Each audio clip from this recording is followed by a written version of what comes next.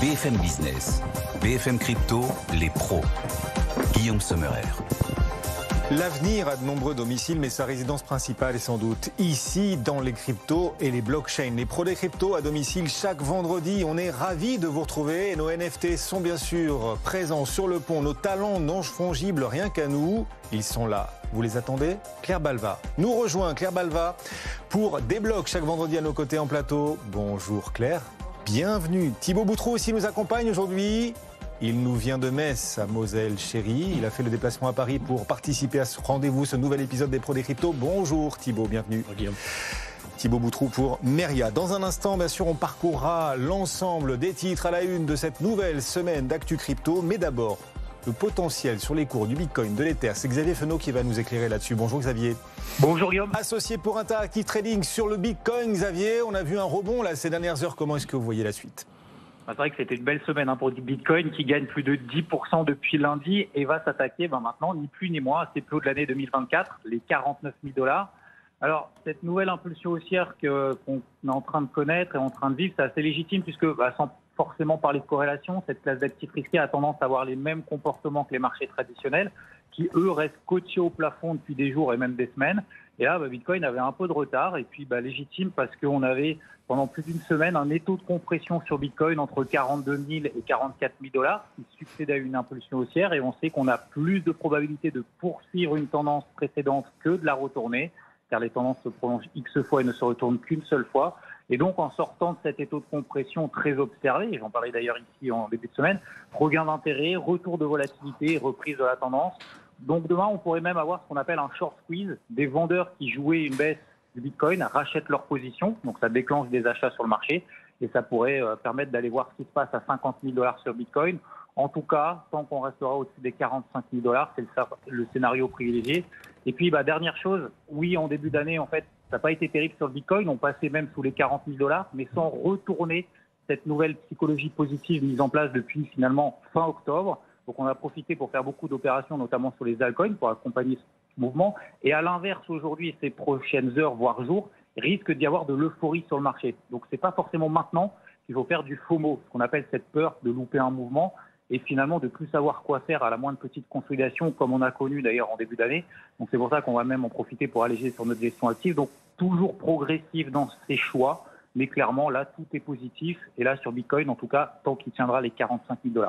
Oui, il y avait eu un petit coup de mou quand les banquiers centraux ont quand même rappelé qu'il n'y aurait sans doute pas de baisse de taux aussi rapide que ce que le marché espérait. Voilà, on a eu un petit coup de mou récent effectivement sur Bitcoin par exemple. Et puis maintenant, on sent que c'est en train de s'ajuster, c'est en train peut-être d'entrer dans les cours aussi parce que des politiques monétaires aussi dépendra sans doute une partie de la tendance sur les cryptos. Il n'y a pas de décorrélation totale non plus. Vous parliez du Bitcoin à l'instant, Xavier. Un mot peut-être aussi de l'Ether. On était à un peu plus de 2510 $ en ce moment.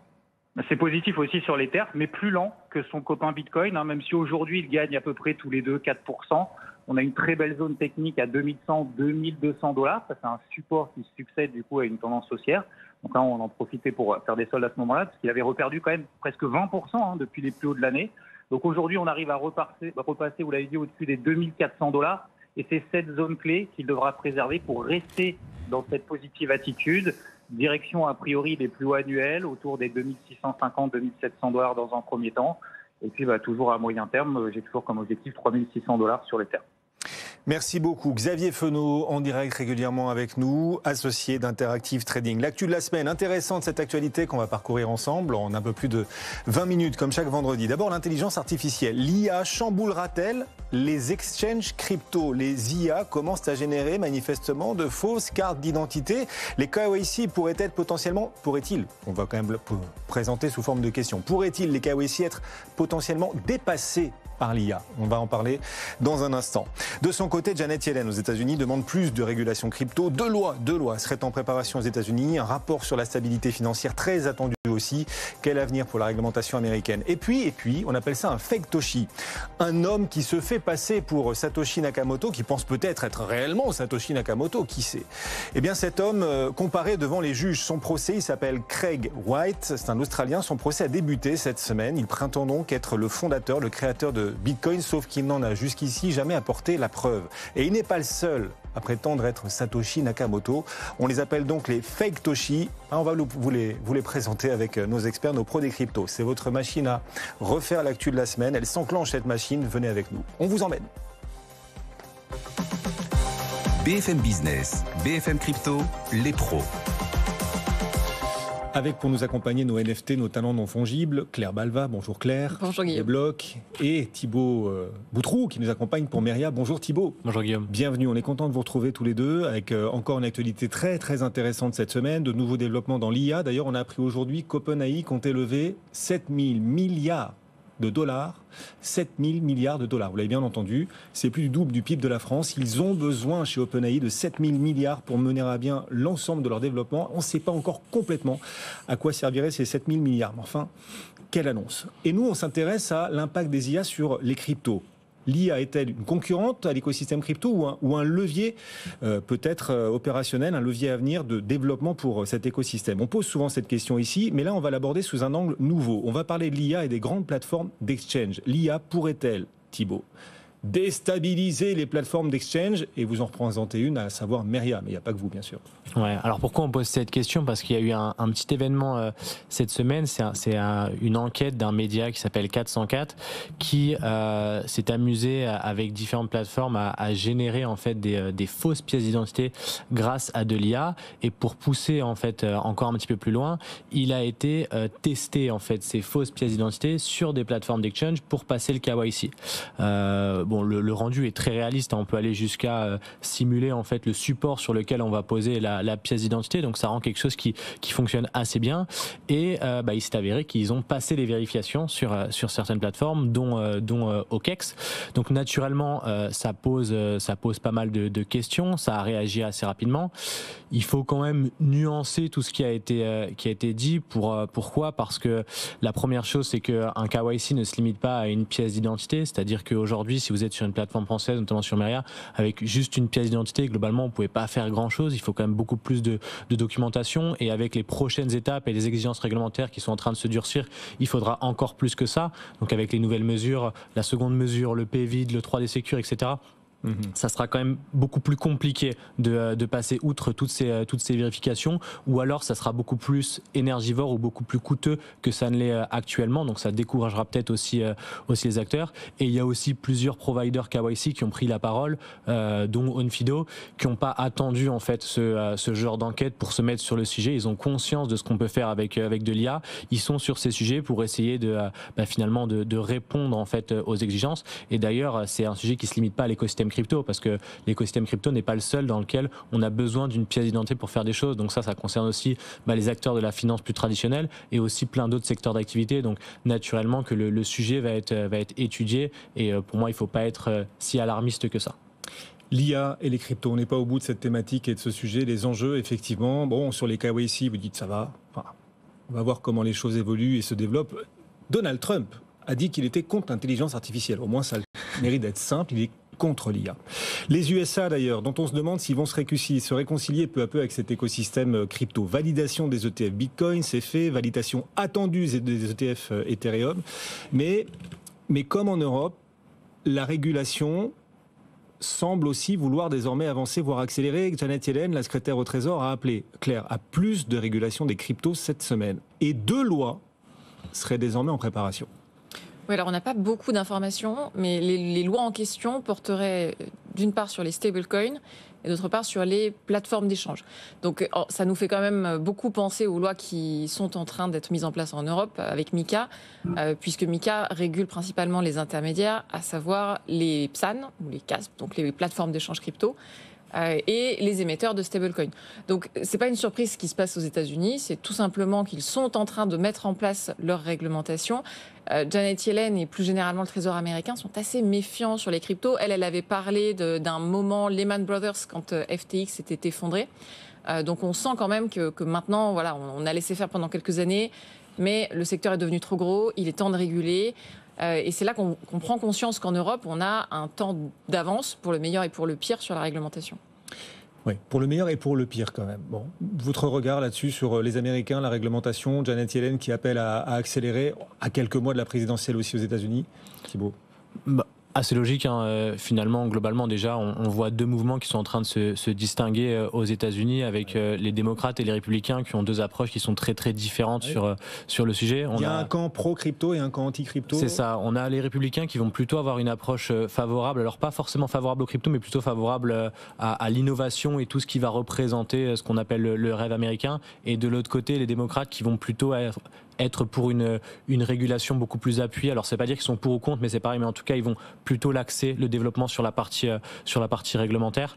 Donc, c'est pas surprenant. Ce qui est intéressant, c'est de voir que ça embrasse le mouvement qui a été fait un petit peu en Europe, et ça rejoint aussi une étude qui avait été faite par Coinbase en fin d'année dernière, où ils avaient fait un rapport sur l'adoption crypto aux États-Unis, qu'ils avaient orienté justement sur le modèle du rêve américain. Et la conclusion, c'était qu'il fallait être attentif parce que il y avait notamment sur la jeune génération une grande partie qui se disait plutôt enclin à voter pour un candidat qui était favorable aux cryptos aux prochaines élections. Et cette tranche de la population, elle représente quand même une proportion des votants assez importante. Donc c'est pas non plus une surprise de voir du coup les candidats se poser sur le sujet. Et à mon avis, on va voir beaucoup de candidats qui en tout cas vont en parler. Après, il faut pas que ça devienne de la récupération politique, donc il va falloir être attentif à ce qui est dit. Signe que la régulation en tout cas avance. Déjà aux États-Unis, les cryptos anonymes disparaissent peu à peu des grandes plateformes d'exchange. Binance vient de délister le XMR de Monero. Un timing pour Binance qui, Claire, pourrait d'ailleurs l'aider à se faire un peu mieux voir de la SEC. Oui, alors là aussi, c'est pas du tout une surprise puisque les crypto-monnaies sont incensurables, mais sont traçables, sauf certaines qui sont anonymes. Et forcément, pour le régulateur, des crypto-monnaies anonymes et intraçables, c'est vraiment la bête noire parce que ça veut dire qu'on ne peut pas remonter des filières criminelles. Donc, c'est vraiment important pour le régulateur d'éviter l'utilisation de toutes ces crypto-monnaies. Donc, par exemple, en France, Binance avait déjà restreint pour les Français l'accès à certaines crypto-monnaies anonymes, notamment Monero. Donc, ils avaient envoyé un email en juin dernier pour dire, voilà, les Français, vous ne pourrez plus acheter des crypto-monnaies anonymes sur Binance. On a d'autres plateformes qui ont déjà opéré ce délisting. Hein. C'est le cas d'OKX, par exemple, qui avait annoncé ça début janvier. Ils ont enlevé un certain nombre de crypto-monnaies anonymes de leur site. Alors, un délisting, ça ne se fait pas du jour au lendemain. Hein. C'est pas, voilà, on enlève une crypto-monnaie de la plateforme. C'est pas un bouton sur lequel on appuie, non. Vous avez des utilisateurs qui ont des crypto-monnaies sur cette plateforme, donc ça ne peut pas se faire comme ça. Donc, ce qui se passe, c'est que Binance accepte encore les dépôts et les retraits jusqu'au 21 février, et ensuite n'acceptera plus que les retraits pendant encore quelques semaines. Donc ça se fait progressivement. Mais tout ça va encore une fois dans le sens d'une plus grande maturité et conformité du secteur. Là aussi, on peut avoir tout un débat évidemment sur vie privée, surveillance généralisée, etc. Mais c'est très logique, encore une fois, que le régulateur s'attaque à ces sujets-là. Les pros des cryptos, une semaine d'actu crypto condensée en 24, 25 minutes, parfois 26 quand je déborde, et ça m'arrive. Et un grand merci à nos réalisateurs Fabien et Christophe qui... C'est vrai, supporte tous mes retards chaque jour. Tiens, puisqu'on est en train de parcourir l'ensemble de l'actualité de la semaine, il faut qu'on évoque Satoshi Nakamoto. Que devient-il Satoshi Nakamoto ? On a un peu de nouvelles récentes, n'est-ce pas ? Eh bien, Satoshi passe devant la justice, c'est son procès. Aïe ! Le faux Satoshi, mais ça va. C'est juste un homme qui prétend être Satoshi Nakamoto, le créateur du Bitcoin. Il s'appelle en fait Craig Wright, c'est un Australien, et son nouveau procès, c'est pas le premier, s'est ouvert cette semaine. A priori, on verra. A priori, c'est un affabulateur. En tout cas, en 8 ans, il n'a encore apporté aucune preuve de ce qu'il avance. On appelle ça un fake Toshi. Il est a priori l'un des nombreux fake Toshi. Thibaut. Ouais, sans doute l'un des plus connus. Craig Wright, c'est un des personnages sulfurés de notre écosystème, dont on se passerait volontiers. Alors, qu'est-ce qui s'est passé ? Donc, effectivement, il repasse devant la justice pour un procès. Donc, ça fait plus de 8 ans maintenant qu'il s'est déjà revendiqué comme étant Satoshi, sans jamais été capable de le prouver. C'est en partie ce qu'on lui reproche. Il a même d'ailleurs essayé déjà de le prouver avec des preuves qui n'étaient pas reçues. Il est connu d'ailleurs de la justice pour fournir des preuves qui sont erronées. Donc là, il se fait attaquer par un organisme qui s'appelle la COPA, qui en gros est un organisme qui vise à défendre la partie open source de Bitcoin et de défendre, entre guillemets, les développeurs qui vont contribuer au fonctionnement de Bitcoin. Et donc là, eux, on prend un peu le sujet sur le ton de l'ironie, mais eux, ils partent vraiment dans une quête hyper sérieuse dans le but de le rendre, entre guillemets, hors d'état de nuire parce que il a un certain nombre d'actions en justice qui ont été menées de sa part contre des développeurs Bitcoin, où il leur réclame de l'argent, où il leur réclame des modifications sur les protocoles pour récupérer des fonds qu'il aurait soi-disant perdus. Et tout ça peut à terme décourager finalement des gens de venir développer sur Bitcoin. Et donc ça peut être néfaste pour l'écosystème. Donc c'est intéressant quand même ce procès. Il ne faut pas le prendre à la légère. Et ce qui est intéressant, c'est de voir la justice qui cette fois se positionne plutôt contre ce personnage en lui disant maintenant tu vas devoir fournir des vraies preuves, sinon il y aura pas de retour en arrière, quoi. Donc vous allez suivre ce procès quand même. Voilà. On va regarder le dénouement, on va pas le suivre tous les jours. Aucune preuve que Satoshi c'est lui, mais nous on vous interroge. Voici venu le moment de la question crypto qui claque. Chaque semaine, on pose une question qui fâche sur nos réseaux sociaux, notre fil X BFM Crypto notamment. Thibaut et Claire, êtes-vous prêts ? On est prêts. Nous sommes prêts. Voici la question crypto qui claque de la semaine, puisqu'on évoquait Satoshi Nakamoto. Avec qui préféreriez-vous passer vos vacances d'hiver dans un chalet ? Avec Satoshi Nakamoto, mais le vrai. Avec Vitalik Buterin, le fondateur d'Ethereum. Avec Gary Gensler, la SEC, ou pourquoi pas une semaine dans un chalet avec Christine Lagarde. Je vous laisse réfléchir. Claire. Moi, je dirais Christine Lagarde.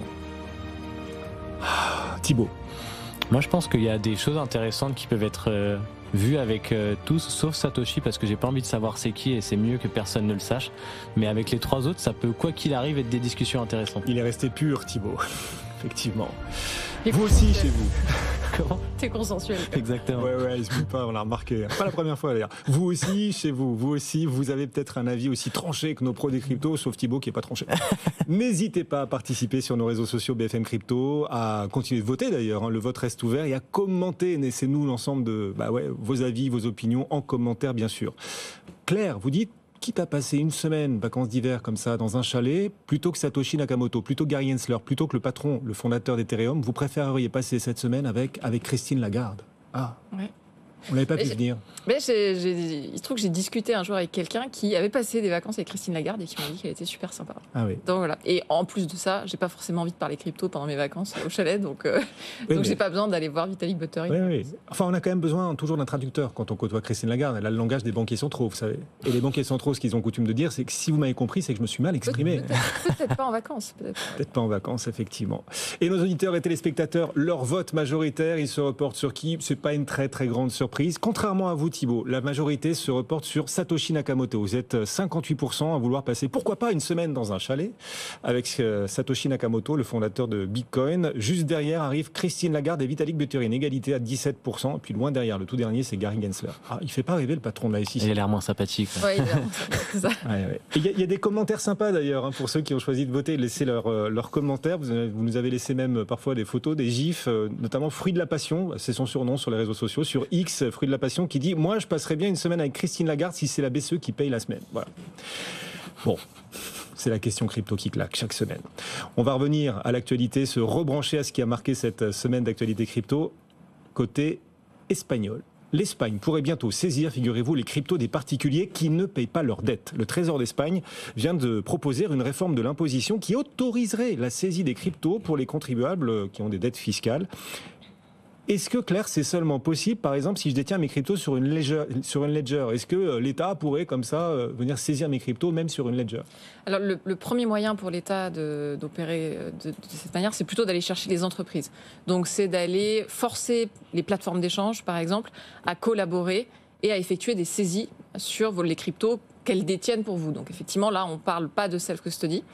Mais on va demander aux plateformes d'échange de faire exactement la même chose que ce qu'on pourrait demander à une banque, et donc d'opérer des saisies pour le compte de l'État.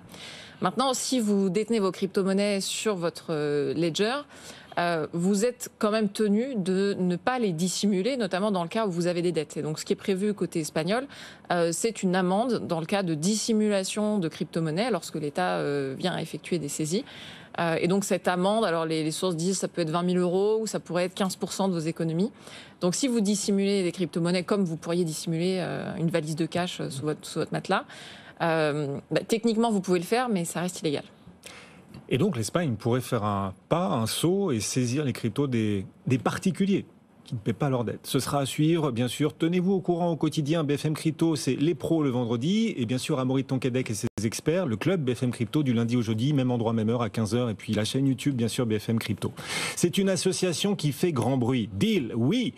Deal cette semaine entre MetaMask et Robinhood. Bien connu Robinhood dans l'univers du trading. 20 millions d'utilisateurs. Qu'est-ce que MetaMask a y gagné et qu'est-ce que Robinhood a gagné à choisir MetaMask? Ouais, deux géants de leur secteur respectif qui s'associent assez logiquement compte tenu de la direction qu'ils prennent.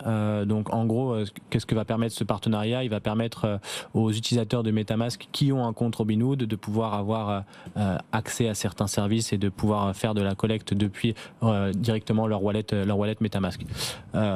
Qu'est-ce que ça a pour intérêt pour un MetaMask? Ça leur permet d'étendre leurs services, de gagner un petit peu en expérience utilisateur, d'enrichir le catalogue, etc. Et côté Robinhood, ça va dans la suite de ce qu'ils font, de s'implanter un petit peu plus dans le secteur crypto, de parler à une cible différente, peut-être un petit peu plus technophile, qui touche pas forcément aujourd'hui avec Robinhood, et de saisir un nouveau marché. Donc beaucoup d'utilisateurs. Pour moi, il y a beaucoup plus d'intérêt pour Robinhood que pour MetaMask dans ce sens-là, mais en tout cas, c'est assez logique de voir ce genre de partenariat qui se multiplie. Effectivement, Robinhood et MetaMask. En revanche, chasser le naturel, il revient au galop. Oui. Bon. Solana, alors que ça lui était plus arrivé depuis presque un an.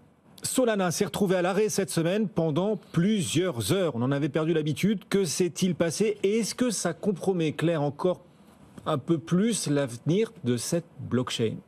Non, mais c'est sûr que ça fait tâche. Et surtout, ironie du sort, ça faisait 300 jours qu'il n'y avait pas eu de panne sur Solana. Souvenez-vous, il y a un peu plus d'un an, on avait des pannes quand même assez régulières sur Solana. Et Solana avait aussi beaucoup pâti de la chute d'FTX, puisque Sam Bankman-Fried était l'un des principaux contributeurs, l'un des principaux bailleurs de fonds de Solana. Donc ça fait un moment que cette blockchain est, a une réputation un peu sulfureuse, notamment sur le plan technique. Et c'est assez paradoxal parce que de l'autre côté, sur le plan marketing, la Solana Foundation met le paquet. Ils ont ouvert une boutique à New York, ils sortent un téléphone portable spécifique pour le Web3.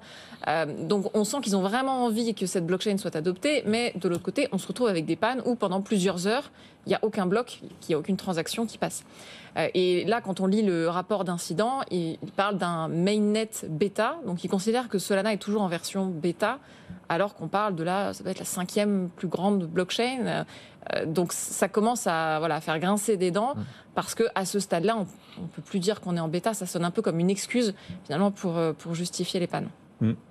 Solana, il y avait eu un petit revival ces dernières semaines. Oui, on en avait parlé la semaine dernière, parce que le cours était monté, tout à fait. Bon, là, patatras, c'était plus arrivé depuis un peu plus de 300 jours, je crois. Solana s'est retrouvé à l'arrêt cette semaine pendant plusieurs heures.